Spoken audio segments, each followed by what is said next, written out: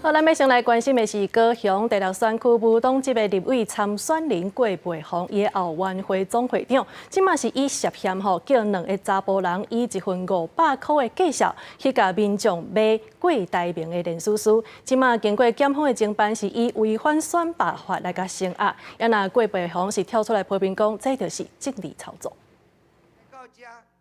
伫竞总成立大会，徛伫咧高雄第6选区无党籍立委参选人郭培宏身躯边的，是高雄前议员，也是郭培宏的后援会圣诞总会长。高雄地检署初六发布，这个会长涉嫌自9月开始，以每份500块的价小，甲民众买郭台铭的总统参选连署书。自上周五起，接续数日发动执行搜索6处地点，除查扣相关证物外，并带回被告及证人共13人到案说明。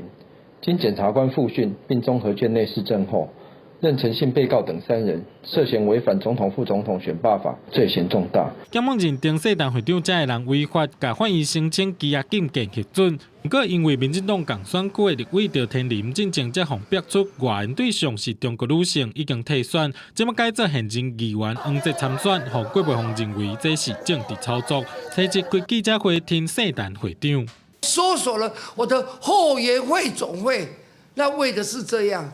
你告诉我，而且我们不是侦查不公开吗？你这些，你把他的罪行都讲了，然后你把他关起来，让他没有办法为自己辩护。 事实上，就伫郭台铭参选连署要结束之前，各地就小连续逼出买连署书的案件。讲地检署10月底开始加强稽查，这已经是高雄查到的第3件。而且涉案人员真侪拢有党籍，也是参选人身躯边的清白。敏感时机也为各地选情加添变化。记者综合报道。